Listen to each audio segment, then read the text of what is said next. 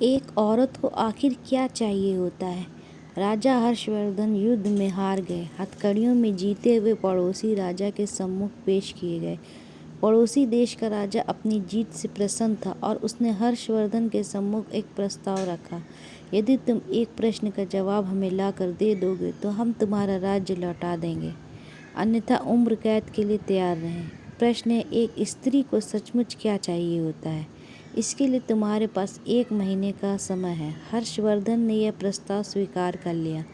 वे जगह जगह जाकर विदुषियों, विद्वानों और तमाम घरेलू स्त्रियों से लेकर नृत्यांगनाओं, वेश्याओं, दासियों और रानियों, साध्वी सब से मिले और जानना चाहा कि एक स्त्री को सचमुच क्या चाहिए होता है।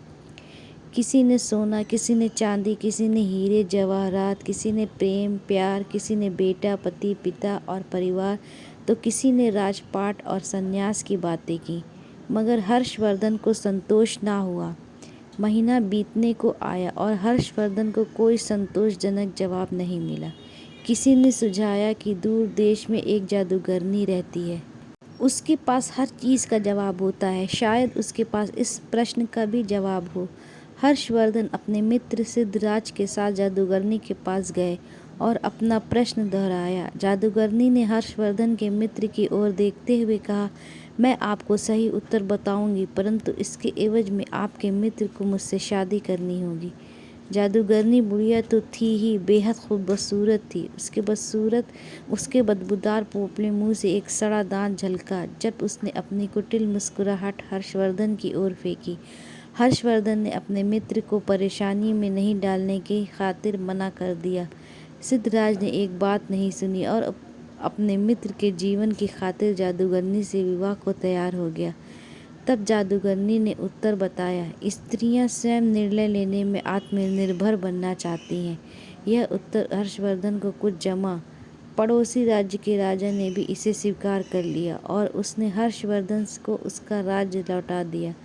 इधर जादूगरनी से सिद्धराज का विवाह हो गया। जादूगरनी ने मधुरात्रि को अपने पति से कहा, चूंकि तुम्हारा हृदय पवित्र है और अपने मित्र के लिए तुमने कुर्बानी दी है, अतः मैं 24 घंटों में 12 घंटे तो रूपसी के रूप में रहूंगी और बाकी के 12 घंटे अपने सही रूप में। बताओ तुम्हें क्या पसंद है? सिद्धराज ने कहा, प्रिय, यह निर्णय तुम्हें ही करना है। मैंने तुम्हें पत्नी के रूप में स्वीकार किया है और तुम्हारा हर रूप मुझे पसंद है। जादूगरनी यह सुनते ही रूपसी बन गई। उसने कहा, चूंकि तुमने निर्णय मुझ पर छोड़ दिया है तो मैं अब हमेशा इसी रूप में रहूंगी। दरअसल मेरा असली रूप ही यही है। बदसूरत बुढ़िया का रूप तो मैंने अपने आसपास से दुनिया के कुटिल लोगों को दूर करने के लिए धरा हुआ था। अर्थात सामाजिक व्यवस्था ने औरत को परतंत्र बना दिया है, पर मानसिक रूप से कोई भी महिला परतंत्र नहीं है।